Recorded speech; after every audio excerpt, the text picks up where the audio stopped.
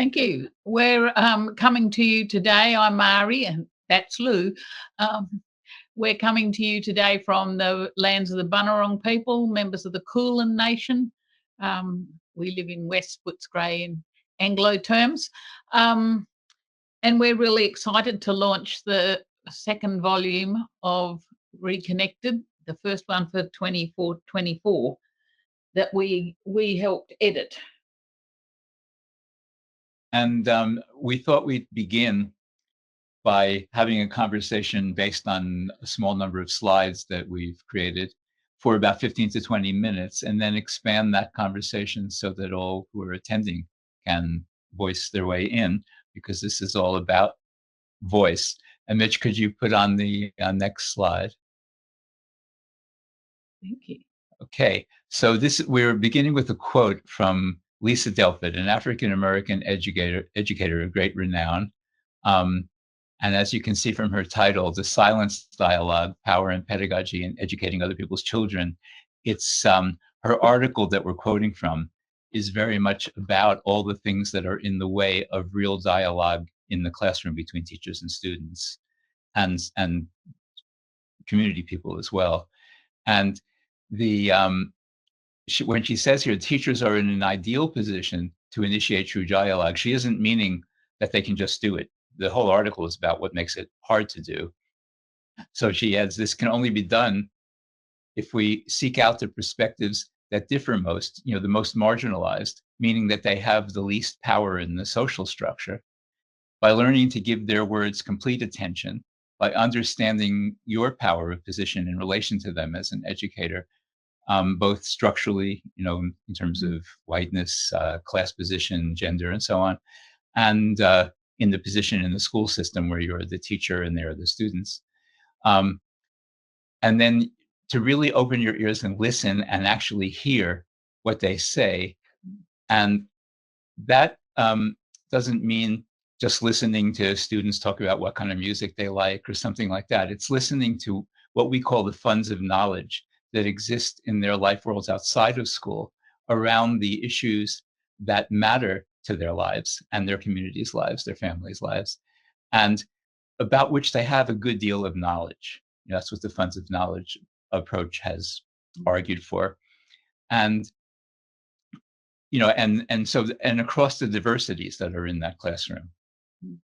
So we can go, in other words, make it an unsilenced dialogue in which you really hear the voices.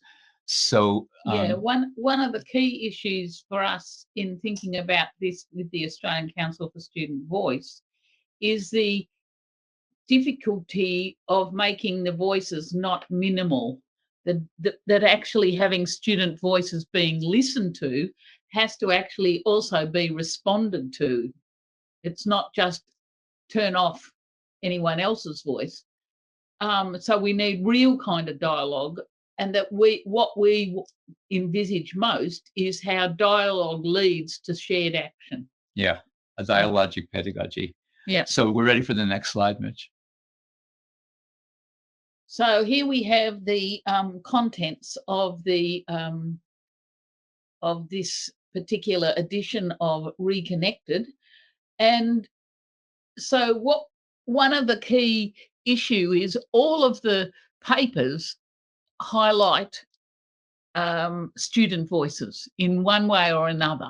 So we, in our papers, the first two there, we're highlighting work from one of our projects where students are talking and listening to each other and being able to run things. The community engagement with problems that matter is actually looking at how to do this, how to build on student voices in partnership with community members and actually have it count for senior school. And then the not one day did I ever learn anything about African heritage or culture. So Habiba, Shaza, Efon and Jean with Melanie Buck at UniSA on a big project about African diaspora young people. The young people, the co-authors here, interviewed young people, African diaspora young people, about what their experience of schooling was. And what we see is the voices, those people had plenty to say, good analysis, but a really serious problem that there was no one asking them questions or listening. And their work wasn't just, their voices weren't just absent in their own talk. The voices of African cultures weren't available anywhere in the curriculum. And in the last one, we've got students who were locked up, i.e. in juvenile detention, and locked out or locked out of schools because they'd been in juvenile detention. And so that gave Tatiana Harrison a chance to talk about dialogic pedagogy. Yeah, Tatiana Harrison is someone who works in two kinds of carceral, what she calls carceral, juvenile detention areas. One are students who are not allowed in any of the mainstream schools because of supposedly their behavior, and others are actually locked up in carceral situations. And she, in those situations, she developed with the students who ended up co-authoring another paper with her, and she's quoting from them, from dialogue she had with them. She's actually, the paper is all about the dialogic pedagogy that they undertook, both out, when they were in those carceral settings together, in which, for example, students, in order to try to understand fractions, when the word came up, grams, suddenly they caught on because they've been involved in situations where there's been drug dealing and so on, and there's a certain language there as part of their life world. And in the mainstream schools, they tell the stories about how in the mainstream schools that they were in, which partly it was their treatment there that led them to carceral settings, when they did that out of just the habit of where the lives they came from, they were punished for it. They were treated like they'd done something disciplinary and sent off to the prisoner's office and then exiled. And they were treated, and the knowledge that they had, like there was a Spanish teacher who was an Anglo-Western Spanish-speaking person, and a number of the students in the class were Mexican Americans. And when they would use their language, she would keep correcting them and telling them they were making the wrong usage. And they would say, but this is the language we use in our communities. We speak Spanish this way, the word you're using means this in our community. And they would say, well, it's just incorrect. It's not, it's the language of Spain. It's the wrong language, and you have to submit to the right language. And this alienated them from really feeling like they belonged there, and so on. And so they developed this dialogic pedagogy where the teacher, this is really the key point, that the teacher is a learner as much, the educator learns as much as teaches. And when that happens, the dialogic unsilencing of dialogue happens. Yeah, but can we have the next slide up, please, Mitch? One of the key issues from our point of view is that most of the time, the wins that we have, that where we actually manage to put this into place, are pretty minimal. And I think it requires a lot of analysis about where the problems are, because they're not just located in an individual school or an individual classroom or an individual teacher. They're systemic. So yeah. And the way we've developed this graph, it has a vertical axis, which is power. The red one. And the horizontal axis, which is ethics. So we talk about them as two kinds of accountabilities. One is vertical accountability to the power of governance, which reinforces the structural inequalities that the students embody from their lives. And the official curriculum sorts and selects. Don't do that. Yeah. Okay. The official curriculum sorts. Yeah, I forget you. Yeah. The official curriculum sorts and selects for what French sociologist Pierre Bourdieu calls cultural capital, which means the ways of knowing that come from the privileged positions in the social structure, generally white and professional class in our society. And it's not that the school teaches them and the students show how well they learn them, it's that they inherit them in their home. whereas the students from the more marginalized positions in the social structure inherit funds of knowledge in their home that are seen as deficits when they bring them into school. It's sort of like, what Pat Thompson calls a virtual school bag. And they're told as soon as they let those things out of their school bag to just close that bag. That's not relevant here. Whereas the students who have in their virtual school bag the cultural capital show it and get, applauded for it, patted on the back, and high scores, and tracked to higher senior level schooling and universities. Educators, we have in our graph show how educators are kind of walled in by that logic, and the funds of knowledge that down at the right side of the bottom right of the screen that exist in the communities. When we try to bring it into the classroom, it's a very hard thing to do because this encapsulation of the educators. We don't blame the educators; we blame the system that forces them to do it. To reproduce the social structural inequalities through sorting and selecting. We have this weak line here because this has been our experience. Now, there are unusual, I should say a little bit about the funds of knowledge approach, that it began in very poor Mexican American areas of the U.S. Southwest. University of Arizona, Luis Mal, he arranged as an academic at the University of Arizona, arranged with teachers and his team of academics and a team of teachers together went into the schools of the students that the teachers taught, the homes and the communities, and they researched the funds of knowledge there, and then they brought that into the classrooms. And these were situations in the U.S. where the school boards, the teaching staff, the families were of the right sort. There's more local control in those places, at least at the time that the funds of knowledge approach began. It's starting to get lost in the US. But in our projects here, we've been involved in 3 funds of knowledge projects, and everything's much more state regulated, and it's been very hard to get those funds of knowledge through the wall of the institutional system into the curriculum. In that regard, it always tames it because it's really sorting for the cultural capital. Yeah, and what the if you don't bring your funds of knowledge into the classroom, then the other students, the students who are more mainstream, do not ever get to know about that knowledge. They don't understand Australia because they don't understand their peers, and that's the point that the report on the 4th article by Mel Bark and her colleagues were made really, really clearly. It's not just that their own voices weren't there, it was that they had a really serious issue of there was only one kind of knowledge that counts, and that is the kind of knowledge that also excludes First Nations students, anybody of colour, anybody using other languages as their primary ways of knowing. And it's an irony that Tatiana Harrison, working in a carceral setting, because those students are written off. They've thrown out of the mainstream classrooms. They're written off by the school system. Consequently, they could do the things we're talking about.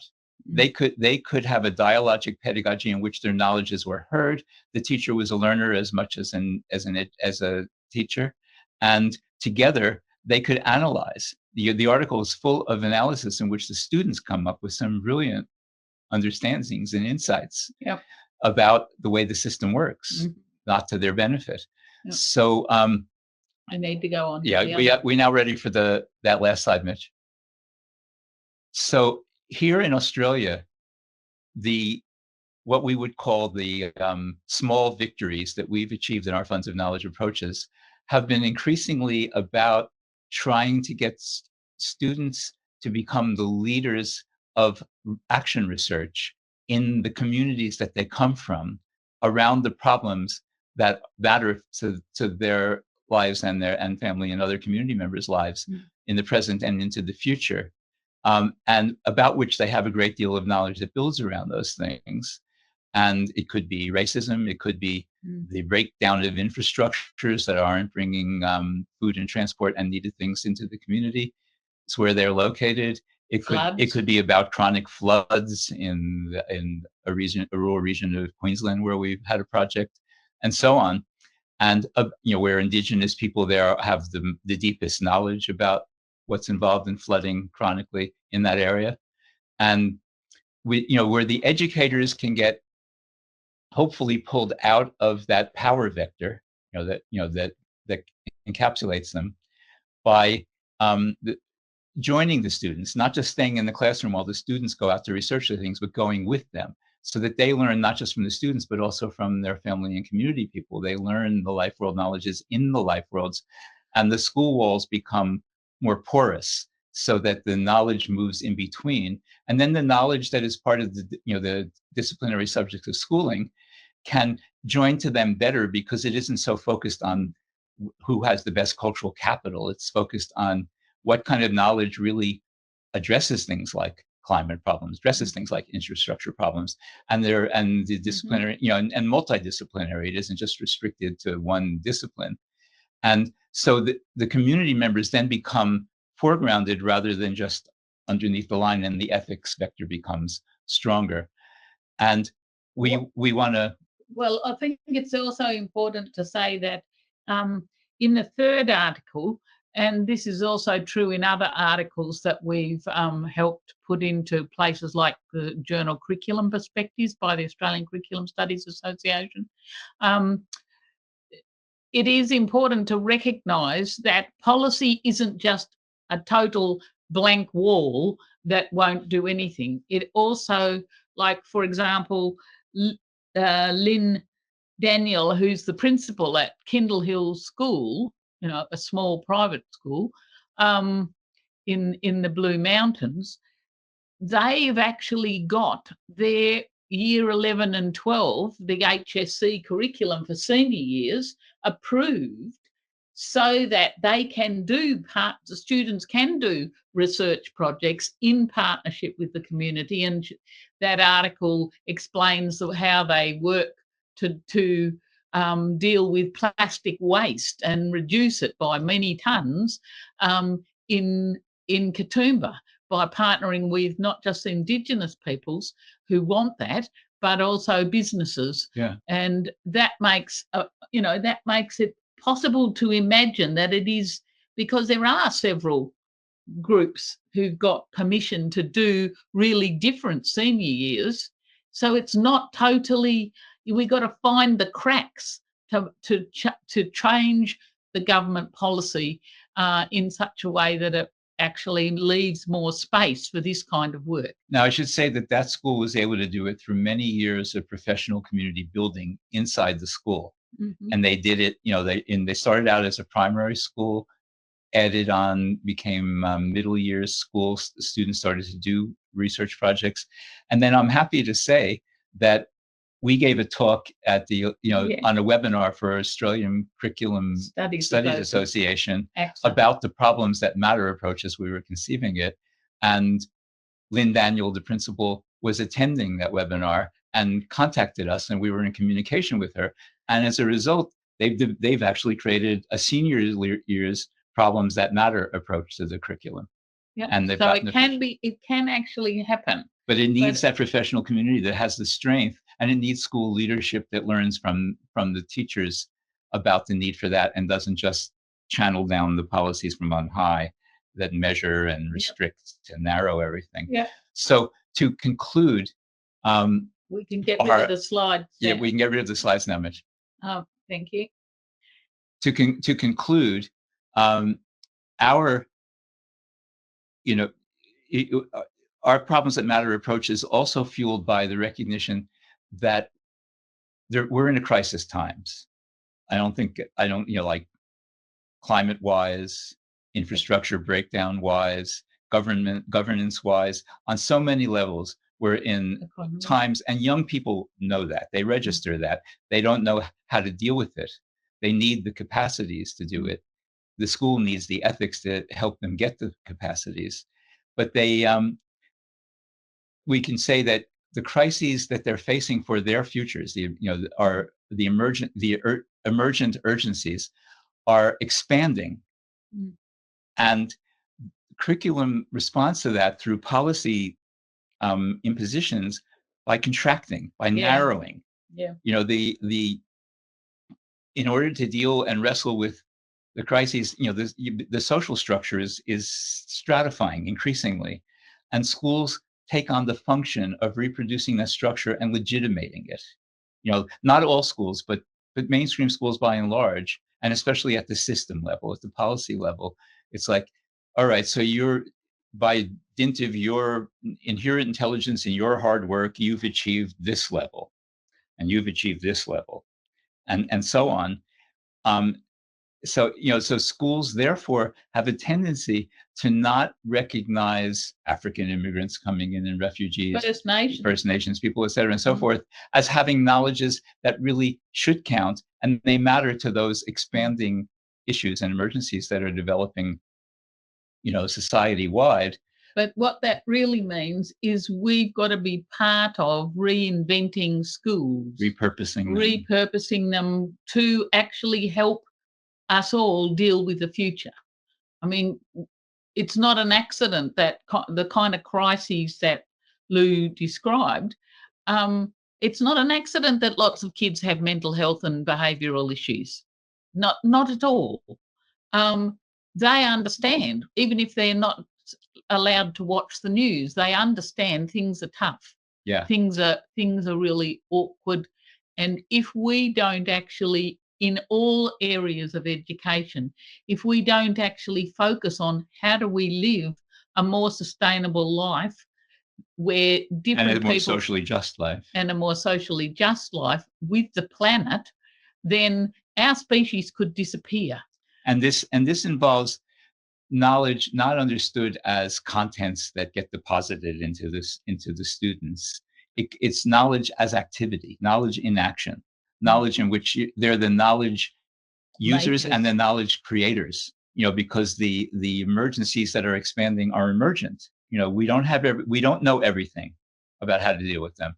And they have, you know, they in their futures have to be part of making the knowledge that really can address it. And we have to be part of that too. We have to keep learning with them and with their communities as they wrestle with these things. So curriculum needs to be repurposed to be collaborative, co-participatory, inclusive across diversities around these issues that really matter. So we can stop there. Yeah. And please open this up for thoughts. Hopefully we've provided food for thought for you to speak to us and teach us. And each other. Mitch, we were going to try and get people to introduce themselves as we go through. I can see Shelley from Blair Athol. Hey.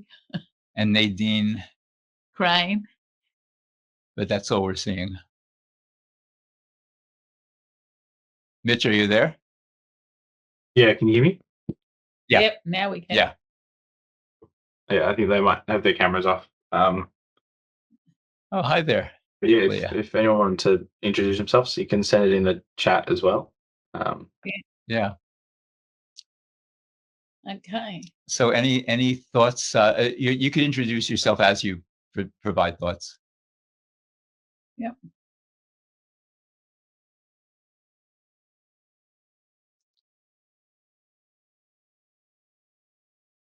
No ideas, questions, discussions? Our ears are open. I'll get you rolling if you like.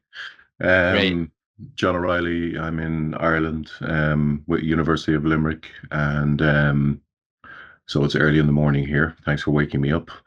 I'm actually involved in work here on democratic education and negotiating curriculum based off, and I know Lou and Marie, you wrote about this in your article based on Garth Boomer's work. Yeah. So I won't go into detail, but the project's called Needs: Negotiating the Essentials for Education in Democratic Societies. I think the point you've well made today is probably the fundamental thing that mitigates against what you're discussing this morning, or for me this morning, is space and time. Yeah. So we've kind of adopted a socio-ecological approach where we're working with policymakers to create the time and space for lower secondary school students to actually negotiate curriculum with their students in a kind of radical collegiality. You know, Charteris and Smarden have described that, to focus on. This is why I was really interested in what your term. I haven't seen this before. Problems that matter. We base it on their expressed concerns about themselves and the world around them. They identify overlapping themes, so it's the global and the local together. They then vote on what they want to focus on, generate their own questions and activities. And we have found, we've done it before in primary and secondary schools, that it becomes kind of radically transformative within their community. The school actually becomes a knowledge generator in their community. But like I said, I think the fundamental issue that mitigate against that is that space and time. And then the curriculum is, the disciplinary knowledge is fundamentally integrated kind of organically. You don't have to force it or shoehorn it. So I'm very interested in what you're describing today, and that's work that we'll be doing. And we hope to respond there. You know, UNESCO put out this call a couple of years ago about reimagining, education. This which is an overused term, I think, but like, educational futures, where they recognise that, we all know it needs to happen for the reasons you outlined, Lou, at the end there, but the space isn't really there. The time, and I think in many ways, certainly in Ireland, it's the case. I think teachers are in completely intractable positions where you're looking at this kind of approach and you're saying, oh, I believe in this, I see the need for it, but then I've got all of this material, in our case, to cover for a single terminal exam at the end of secondary school that determines college entrance, where if you are to take that approach, in some ways it'll mitigate against the child's potential success in that. So anyway, really enjoyed it. Thanks very much. And we may connect later as well if you're interested. Yeah, well, I'd like that. One of the things from my perspective is we worked in South Australia, where they were introducing a research project into the year 11 and 12 end of senior secondary. And it was something that we'd done many years before with the middle years from, grades 5 to 8. But we introduced this idea of having every student do a research project in which they had to get at least a credit as one of the core units in year 11 and 12. They were really worried about the kids who had not done well on standardised tests in years 9, what we call the NAPLAN. And so we studied those the students who had not reached the benchmark. And we worked with their teachers on that. And what they found was those kids' literacy and numeracy went up, their capacity to perform went up. And I led a team writing up some of that so I can tell you about that later, John.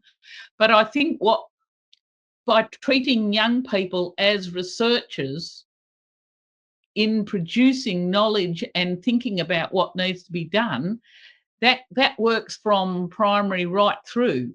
And what we found was that they perform better at year 11 and 12 than ever before.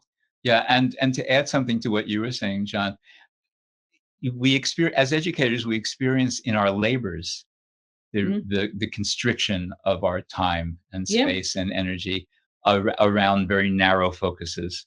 But underneath that, underpinning it, is the fact that that we live in structurally unequal societies, and schools are functioning to reproduce that inequality and to legitimate it, to deny that it's like we go along with the inequalities, but to make it like this is the curriculum that would make everybody equal if they only had these skills, which is a fiction. It's a meritocratic fiction. So it's about repurposing our labors so that there's more time for the kind of things we're talking about, and rather than getting it all caught up in satisfying policymakers' measurement standards and so on and so forth. That's going to take real ethical robustness, and to do that doing projects that connect to community, make the community care about, like so many people in the marginalized communities didn't do well in schools themselves, and they don't really think that they know much about schooling. But if you do projects that connect with them and honor their knowledge, recognize them, and their students get engaged in the process, then they're with you. And then it's a lot harder for the managerialism to just dismiss that and more schools will have to think about repurposing themselves to do projects that actually give the time and labor of the educators and the students to real knowledge work that really matters. Yeah. Other thoughts? Leah. Sorry, I have raised my hands, but I'm not sure if we're moderating or we're just going for gold.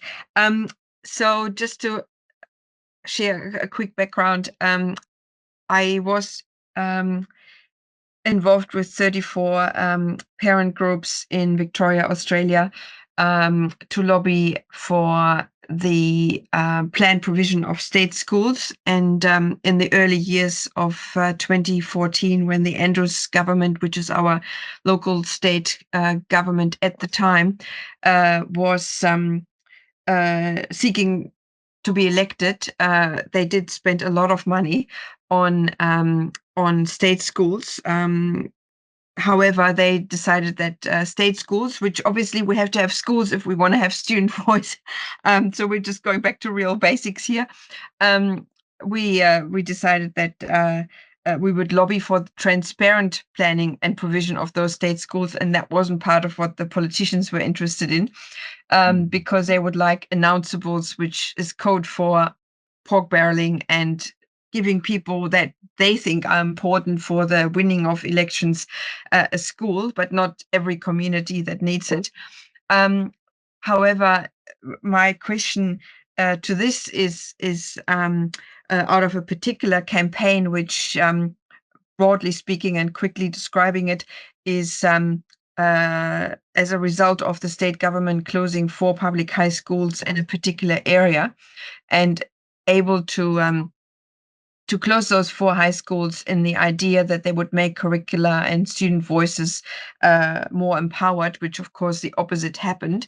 And the small community that we were losing our school for is called Marubna, which is an indigenous phrase that means deep water hole. And we have just yesterday worked hard with the indigenous people of this small 8,000 community town to work out how we can provide social and emotional well-being in an empowered space, given that the floods have heavily impacted us in 2022, as well as the students not having a voice in a super school and a very big enrollment school with racism heightened, and the voice, which was our constitutional campaign to recognize indigenous peoples in a particular way, but in the constitution, failed. And we had 70% of people in our area voting for that voice not to be recognized in the constitution. So, which is, it's a whole new different debate. I don't want to open it now, but just to give you the background for my question, which is when you're trying to basically heal through the various conditions and separations and divisions of a community, and you have the well-being and the social emotional belonging as a core part of your school approach, do you have examples of actually getting the curriculum, which is often quite an expensive offer, and for smaller schools often difficult to get various programs happening? Have you, in a small school context, experienced giving a multicultural and indigenous and a plethora of student voices a chance to be heard? Yes. I mean, up around, we did a project about trying to turn accountability away from the vertical and making it go out to the community. And it was a community that experienced a lot of floods. And I know quite well 2 of the primary schools where where Indigenous people felt comfortable because they had built over years a good relationship with the principal, the head teacher, and they had worked out how to, so people would walk into the school. I mean, and multiple different people would feel comfortable walking into the school, and they had community members reading to kids stories from very diverse places, for example, some of them in different languages, and some of them trying to help people to understand the history of the local, because they had come in more recently, and so they got briefed. And I think that what that told me was that despite the fact that most of the parents were very poor, that many of them had lost their houses in floods and all of those issues, that there was a real interest in working together if the school can be made. And I think you need a space where people can do that regularly. And I would add to that, I mean, our project made that possible for a temporary period of time. The schools were more open to it in that area than schools in the metro centers, because they were alienated from the policy, like it was in Queensland, and the coalition government had come in and they were changing the policies, and the teachers there were very alienated by the policy changes, and they were willing to work together across the schools, to do less competing with each other and more working together around these kinds of issues. And so our project came along at the right time and place for that, and opened up a space.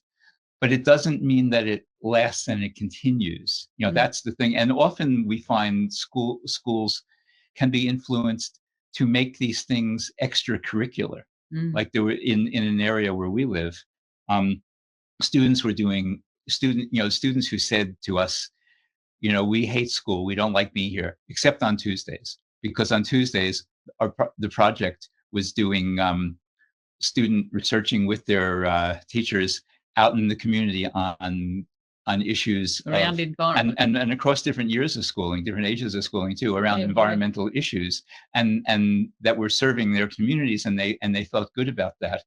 But the teachers in the whole school and the policymakers actually got a presentation from them, and they applauded it, but they didn't allow it to become part of the curriculum. It's like it's extracurricular. It doesn't count in the literacy and maths scores that lead to NAPLAN results in their view.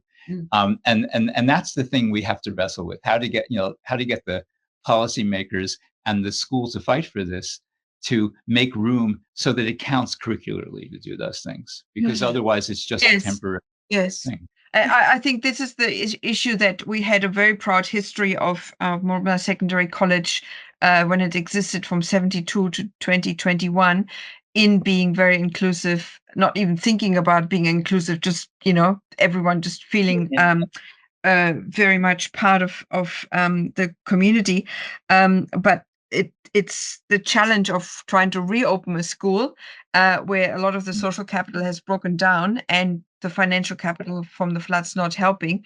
So it's an interesting thing that the curricular spaces are being, keep being marginalized to extracurricular.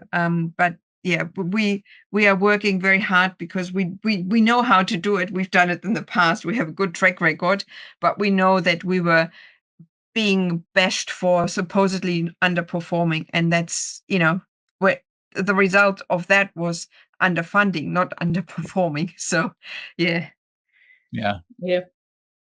More thoughts from people we haven't heard?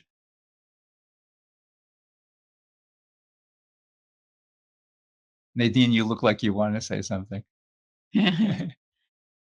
I have got my hand up, but someone was before me, so I will pass to them. I can't see who it is now, but somebody else has got their hand up, I think. Yeah, I'm not used to this. It might have been Leah. Yes, I have been raised the hand. Thank you so much, Nadine.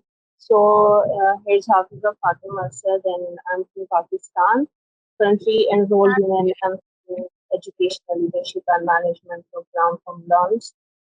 Have been working with an organization named Rehai that worked with under trial male juvenile prisoners and understanding the prison education there as well.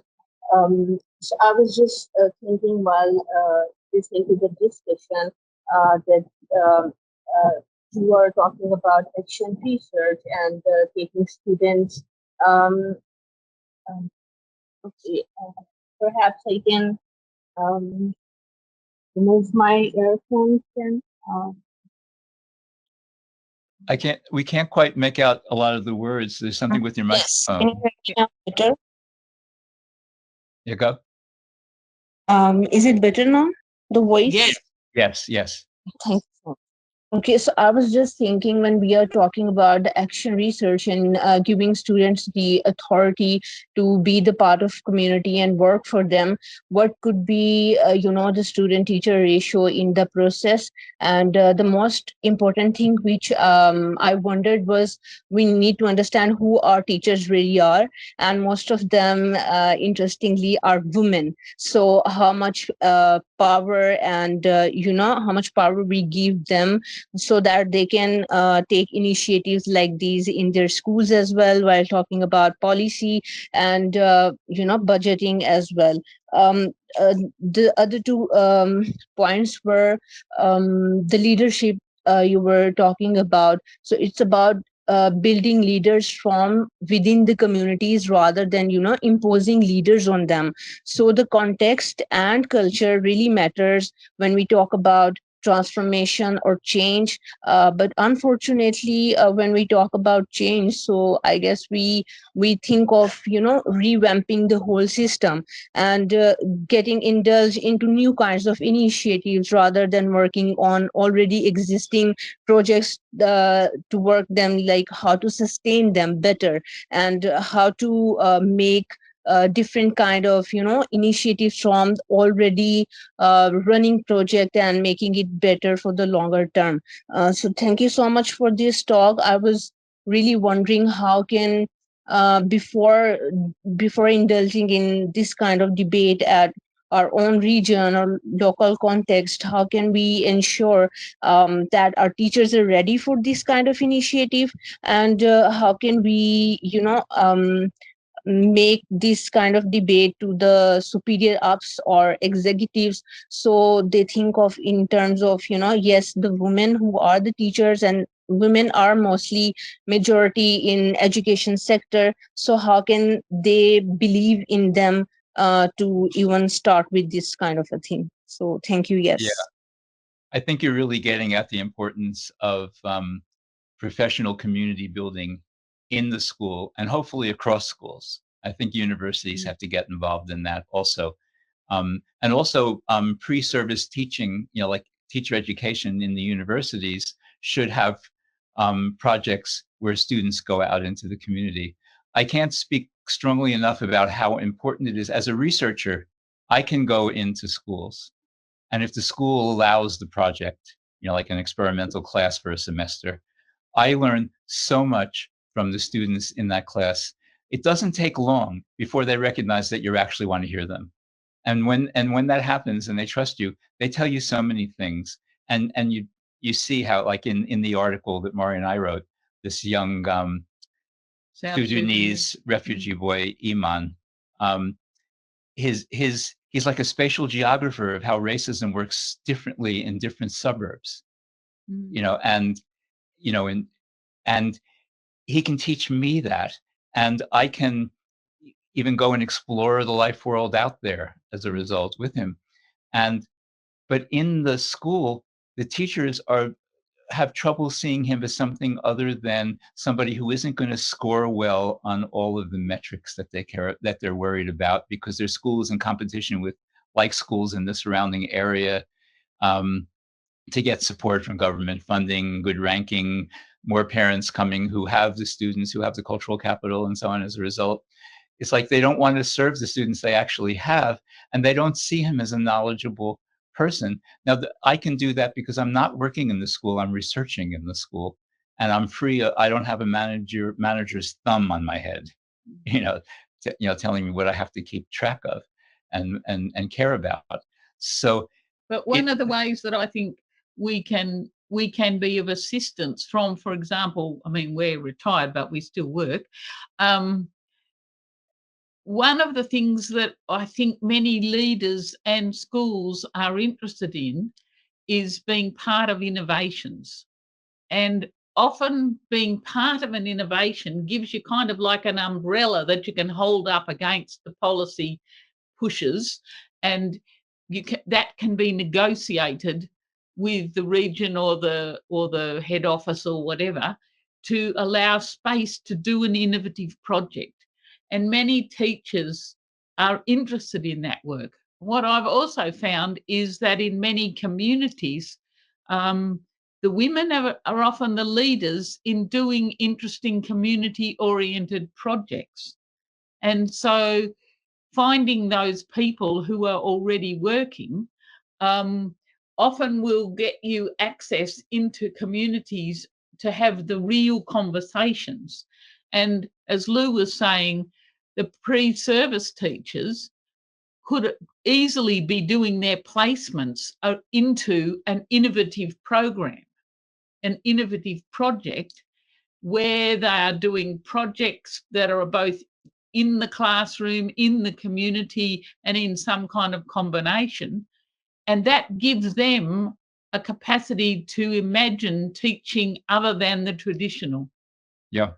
And I think that that helps. But it also means that the teachers who are doing that alongside them have a very different collegial responsibility. And that where we've done that in the past, many teachers are so happy to give away some of the space that they're trying to work in to pre-service teachers as a group, because that actually makes it more possible for the teacher to do some of the other stuff. I mean, the research clearly shows that Australian teachers have continued to have a higher administrative load that has just grown in the last 10 years in particular. The level of administrative tick the boxes and accountability, etc., has really grown. And instead of just focusing on that, they can both have a bit more time to do that, but also share the best of their practices with the pre-service teachers around a project. Yeah, all of this really adds up to the crucial importance of professional community in the school and wider than the school. Yeah. And I really think universities have to take that on board and start. In other words, we teach in the classroom pre-service teachers, but we have to carry on with in-service teachers in their schools. Yeah. If we're going to really communicate with the school leaders and the teaching staff in a way that says we actually want to and can repurpose innovatively. But Nadine, you had something to say? Yes, thank you, and nice to see you both. And just a little background, I'm at Melbourne University currently, and I'm in the last phases of a PhD focusing on Garth Boomer's curriculuming model and concept. So how does a primary school sustain that type of approach and negotiated curriculum over time, which is I'm finding is a very challenging undertaking in terms of what we're doing. And I just sent a message to John because I've certainly engaged with his work that he was explaining before, which is worth looking at. I guess I really picked up on the idea you were sharing around repurposing schools and the pressures that schools are currently under in terms of, that whole neoliberal influence, standardization, datification. We're even in a situation now where there's a real push for the standardization of pedagogy creeping in. So less teacher agency. I guess my question is that it's this big wave, it's that pendulum swinging that way. And I'm wondering, I'm hearing the voices, seeing the voices in spaces that are talking into the right ears to help swing that pendulum. I'm wondering what we can do as a collective and those of us who really believe that repurposing of school needs to happen, the sorts of things that we can do to start to talk back to that mantra in the best ways that we possibly can. What your thoughts are on that? Well, one locus is the Australian Education Union, not a perfect organization, but there are subgroups in it. Like we were just at a meeting last week, in which it was a subgroup that cares a whole lot about the Palestine crisis, and they formed a group. They're part of the AAU, and they formed a group within it that's putting pressure on the AAU to get the Victorian government to stop trying to mandate that you'll lose your job. You're not allowed to wear a keffiyeh. Keffiyeh. You know, if you say certain things, you know, that's going to be considered anti-Semitic. Wear your piece of watermelon. But that's just one illustration. But in other words, the AAU, you know, or unions tend sometimes to be too. It's only about the work conditions, and they're important. I'm not negating that. You know, as John says, if you don't have the time and the space for the better kinds of labors, it's you're so restricted. It's hard, but we also have to keep thinking. You know, the unions have to become political. They have to think. You know, not just act like they're neutral somehow about everything but work conditions. You know, what are the purposes of, you know, what is the teaching body there for? Did we enter in, you know, like recognizing the statistic that probably in Australia about half or a little more of students who are pre-service teachers and then they go into schools don't stay longer than 3 or 4 years in the profession because they get alienated by the way in which it's not, you know, it's like there's it's not what they meant. Yeah. So, you know, like, and here we are in a teaching shortage. Yeah. We're going to have to, I think we are in a time, it reminds me very much of what it was like when I started teaching in the 70s, where we had to import teachers from the US, the UK, Canada, New Zealand, anywhere really, in order to have people in front of classes, because secondary schooling was expanding massively as a result of immigration.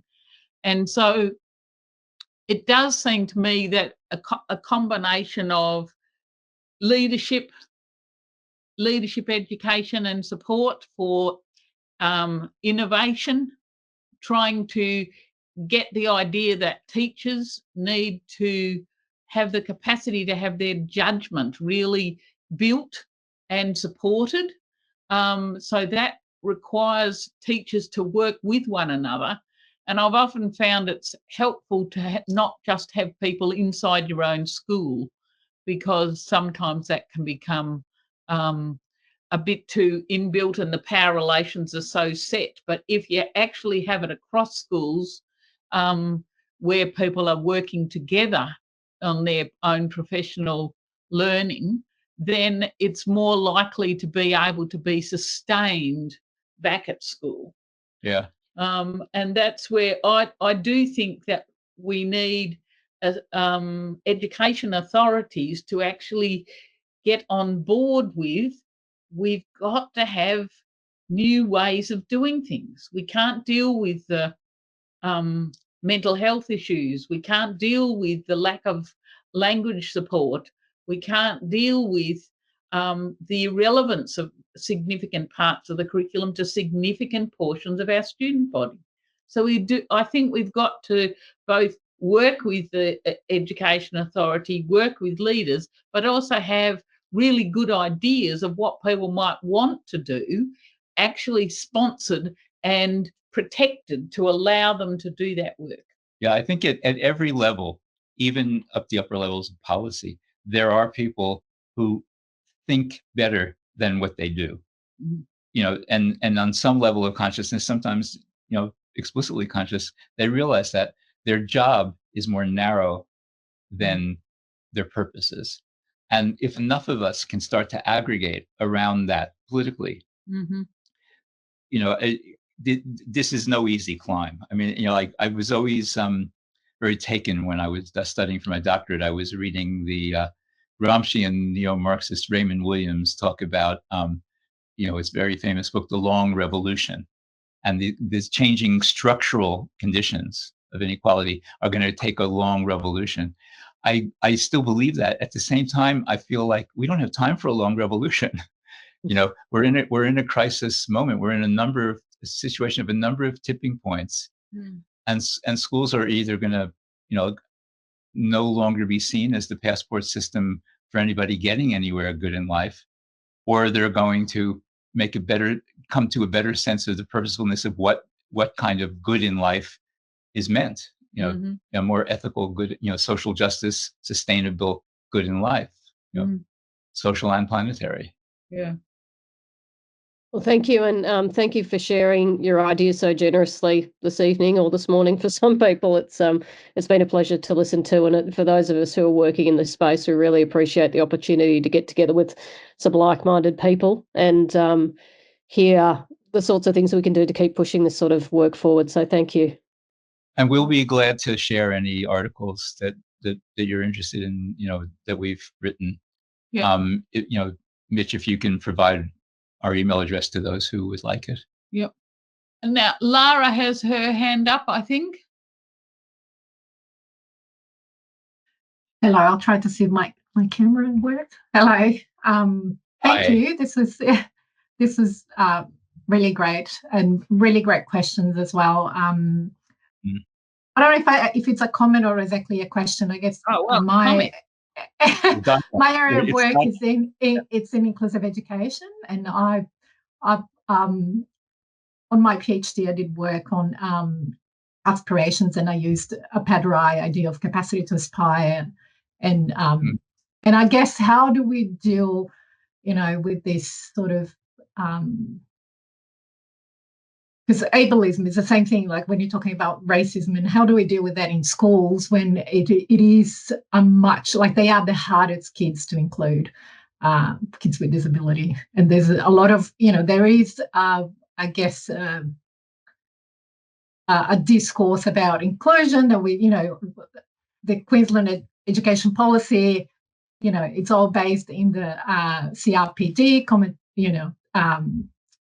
Article 24, comment number 4, but when you see what's actually happening in Queensland, they're creating even more and more and more special schools, and they're segregating, perhaps because of all this market sort of competition that, it's in the system in Australia. But I guess I think there's a lot, and we see, like I teach pre-service teachers in inclusive education, and we see they're really interested because it has all these human rights.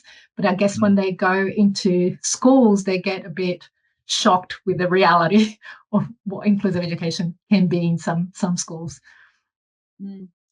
And groups can form around, there are groups that exist around disability and the inclusion of disability, and they actually form communities. And they include people like you who don't have the disability but teach about them, and they include those who have them. I think always the issue is actually hearing, because, like, I don't know if you watched the TV show that used to exist on ABC called The Drum. I've heard of it. Yeah, it was often it depended on the topic and who was on the panels, but it was sometimes very educated. And there were a number of people who have serious disabilities who are so articulate and they can talk about them, and they don't just talk about disabilities, they connect them to wider issues in the dialogue. And that should happen. That should be the pedagogy of the classroom. Those students can tell you a whole lot about what the world they're in is all about because of what they experience as disabilities. Just like Indigenous people, you can tell you a whole lot about the racism of the world they're in because they live in it as Indigenous people. And African American, African refugees can talk about, likewise. And the articles in the Reconnected issue demonstrate a lot of that, but they don't get heard in the narrowness of the school thing. I think it really is this exquisite tension between the expansion that's needed and the narrowness that is imposed. And we have to ask ourselves, why are the policymakers imposing that narrowness? And do they know what they're doing when they're doing it? No, they don't, but they think they do. Yeah. Yes, at least in Queensland, I feel in Queensland a little bit about politics rather, so them preserving their position. So in the policy here, we see there's like one little loophole that talks about parental choice, but what that's actually doing is really segregating students. So, but they use parents against each other. The parents that want that child in a segregated space, and the parents that want their kids to be able to be in the community like everybody else. So, I think they know what they're doing very well. There was a very illustrative situation. I don't know if you are familiar with the Productive Pedagogies Project in Queensland. It was based at University of Queensland. No. It began as people like Bob Lingard and Martin Mills and so Alan on. Luke. Oh yeah, I know Martin. Yeah, and it began as a project. School reform. Like researching in the schools. They picked some schools. They looked where were there opportunities for connection to community through curriculum activities, and they developed a pretty good case for it, and they got the school system writ large to then agree that they would at least experimentally put it into effect across the whole system for a certain period of time, a couple of years. And when I saw Bob Lingard at a conference, as that was happening, I said, so Bob, how is it happening now that it's not just good results in a select number of schools, but it's actually system-wide? And he said, well, you might be surprised at which schools are really taking it up. And I said, which ones? And he said, it's the elite private schools, because their students all have the cultural capital. They're going to do well no matter what on all the standardized tests. The school knows that, and the teachers in the schools see the value in doing something much more creatively innovative than that, and they won't be harmed in the measures that result from that, because the students inherit those things from their home. They bring them into the school. They're going to do well no matter what. The school's going to do well in the rankings no matter what. And they were the ones taking it up. Also, the students that were down the lowest, the schools that were down the lowest were taking it up, because some of the teachers, at first they saw this as, this is a work we don't know how to do. How are we going to do it? Like we don't have time. It's not our specialty. But as their kids started to come home and talk at the dinner table, they would get phone calls, from parents saying, I'd like to know what you're doing and maybe become more involved, because our kids are talking about school, and they're not just talking about who's popular and who's being victimized and things like that. They're actually talking about schoolwork. They're actually talking about what they're thinking about. We'd like to know what that's all about. The schools that were more in a kind of a working middle range were the schools that were most averse to it, because they wanted their kids to rise, and they were so afraid that they didn't have the standardized curriculum, maybe they wouldn't. So it really necessitates that we have to fight for schools to be able to what would happen if we gave a really rigorous test, and everybody across the school system did swimmingly well on it? Do you think the schools would go, everyone is allowed to do swimmingly well? Or would they come up with new standards that were even more restrictive to make sure that that doesn't happen, because the society is structured unequally and people have to fill the positions properly? I think one of the important things is to educate for that in pre-service teaching and in service, through, we need projects and through professional community development, to keep in mind that there is an underlying function of schooling that isn't a function that we all wanted when we went into education, that is about reproducing the structural inequalities that are very deep historical structures. And if we don't work to build student capacities and educator capacities to change those structures and to actually care about changing those structures, schools aren't going to change. You will have unusual cases like the Kindle Hill School, like the education in the carceral setting that Tatiana did, where you get, the rare instances, but there are the exceptions to the rule that don't change the rule. How do we change the rule? Yeah. John, you got your hand up? Yeah, I'm behaving myself, following the example of others. So yeah, Lara, I think kind of Lou picked up on, I was going to build on his earlier point. I think the answer to your question is, it's about challenging what counts as cultural capital. And so in some of the work we've done on the curriculum negotiation in schools, what we found was as students found new, and teachers together found new ways of working together, a kind of a cultural congruence emerged where, which changed the positioning of everyone involved. And I know it sounds like a large claim, but you can go read what we've written about this before. And it was very interesting, for example, in some of the schools we worked in, which are in very deprived communities in Limerick, including areas where there was massive issues with drug and gang violence. We had classes, for example, with students who had, there were 7 students in a class of 28 that had additional needs, significant additional needs. And their peer, and this was with a group of incoming first years in secondary school, so 12, 13-year-olds. And their peers, they found these new ways of working together that were supported by the time. Again, I keep coming back to this. I think it's about time and space. So I mentioned in the chat there to someone's question that we have a new curriculum framework at primary school, which provides for what they call unhurried time. So it's ring fenced, do what you like. Jerry Hannum, the kind of famous democratic educator, he had this great book called A Modest Proposal, which, if you know your Irish history at all, is a skit on Jonathan Swift's term, where basically during the famine here, he wrote this pamphlet called A Modest Proposal that suggested, oh, look, there's an easy solution to the Irish famine. Let them just eat their babies. Come on, there you go, problem solved. And it's satirically put in such a point here, because to some degree, when you look at it and you start, it's the thing that would get you to pull out whatever remaining hair you have, because you're kind of going, hang on, I said it is about demonstration initiatives, and Lou, you were saying that there. But ultimately, there is an amount of evidence that shows that when you create this space that actually allows for these capacities that are within us all to emerge, unconstrained by this narrowing you described, Lou, we start to see. Ken Robinson said this in one of his famous talks, TED Talks. He said, alternative education really seems to work. Why is it alternative then? And I think ultimately, it also gets us away from having to try to solve problems for particular niche groups within the classroom, whether they're positioned as niche because of additional needs, or maybe they're exceptional students or whatever.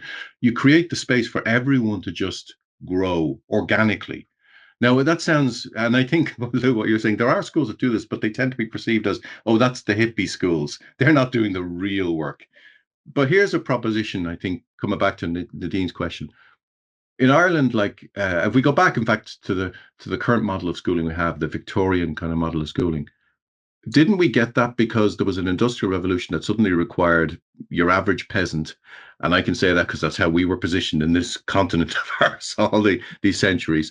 Your average peasant suddenly no longer could do the work just by force of labor, literal physical manual force. Now they had to be able to have a certain amount of literacy.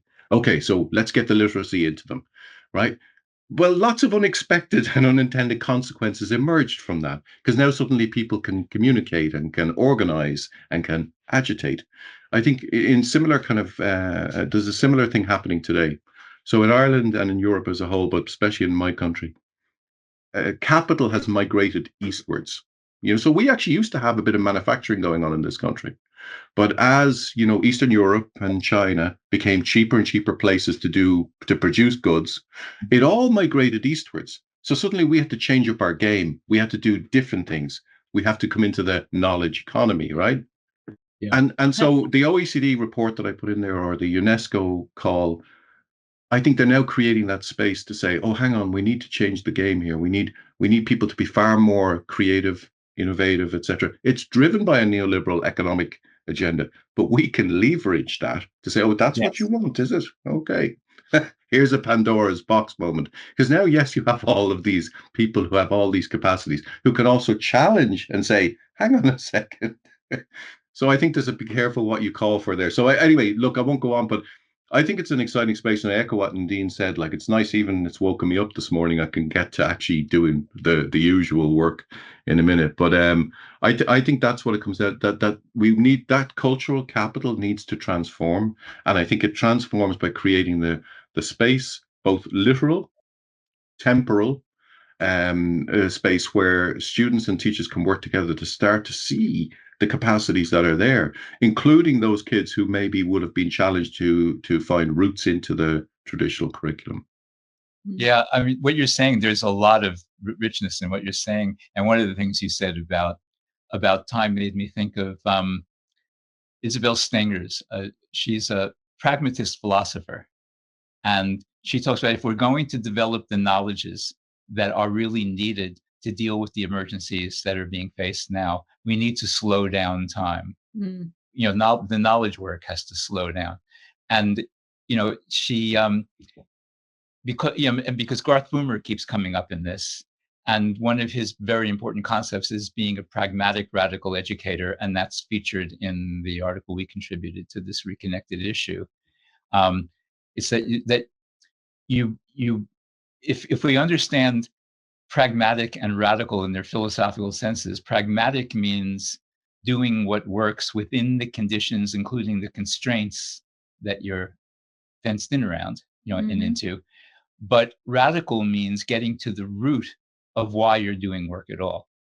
And, you know, the root or the heart of the matter. So to be a pragmatic radical means you do what you can in the situation you're in to build the possibilities incrementally towards going further than that, you know, towards getting beyond the boundaries through careful strategic steps, but you don't lose focus and on the radical, you know, the ethical reasons why the work why your labors are important and why students learning is important.